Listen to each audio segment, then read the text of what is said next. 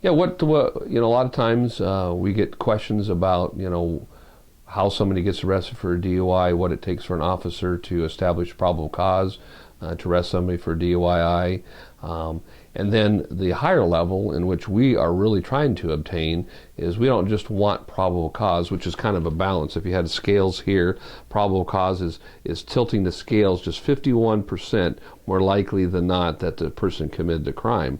Well, we need additional evidence. We need to be able to prosecute the case and have the elements of the crime for the prosecutor to be able to get a conviction. So what we're looking to do is tilt the scales even more and get it down to beyond a reasonable doubt. That's actually in every case that we investigate. But DUI is a good example of what probable cause is and what beyond a reasonable doubt is.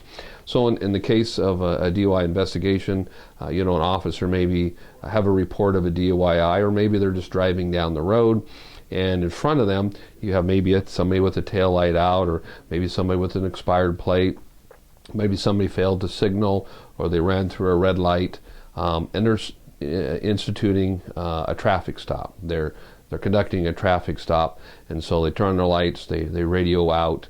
Sometimes people ask, well, why does it take so long, for us to stop them?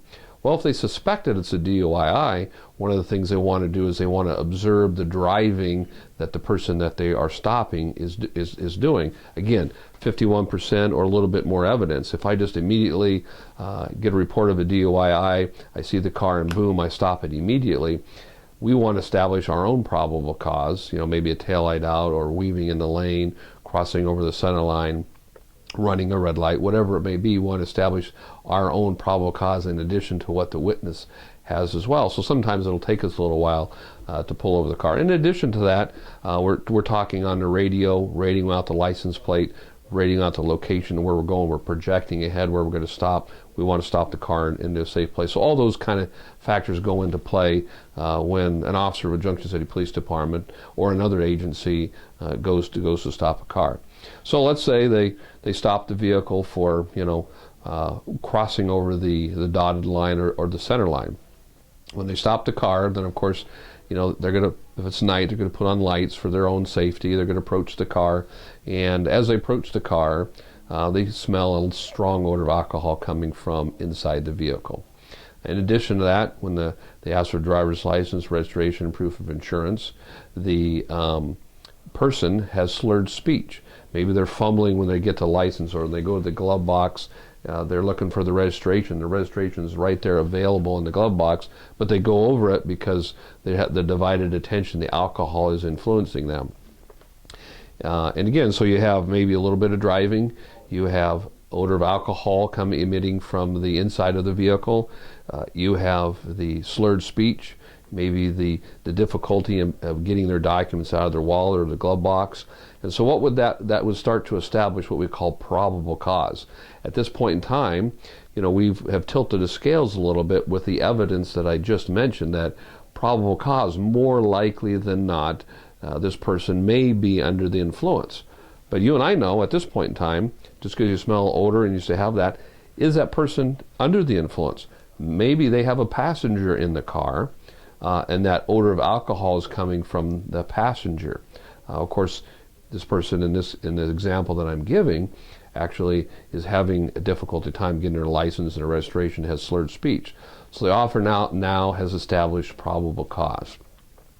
And so they're going to go into an investigation for driving influence of intoxicants, and they're going to ask the person to come out and take some field sobriety test. And so at that point in time, the officer has probable cause to conduct their investigation. And over the course of years, at least in my experience, there's been a number of changes in the law, and there probably will be more changes to come with the court decisions. Different people have the opinion of, well, at that point in time, the person needs to be advised of their Miranda rights. There used to be admonition rights that you would advise them of prior to taking a test, of their right to refuse those tests. I'm not going to get into the details that today. That could be another discussion. But we're going to go to the difference between probable cause and beyond a reasonable doubt. So the officer is going to administer some field sobriety test. These tests have been researched and validated by the National Highway Traffic Safety Administration. They are standard across the United States. So, whether you're in New York or Los Angeles or Seattle or Junction City, Oregon, the standard tests are generally 3 different tests. Now, different officers may use more, but generally we're looking at 3 tests. The most common one you probably hear about is the horizontal gaze nystagmus, where they're looking at the eye. So the officer is going to issue that test. The other one is the walk and turn, where you see them touching heel to toe. And the other one is the one leg stand, where they're raising a leg 6 inches off the ground. Not going to go into detail about what each of those tests are at this point, because we want to get to that probable cause. The difference.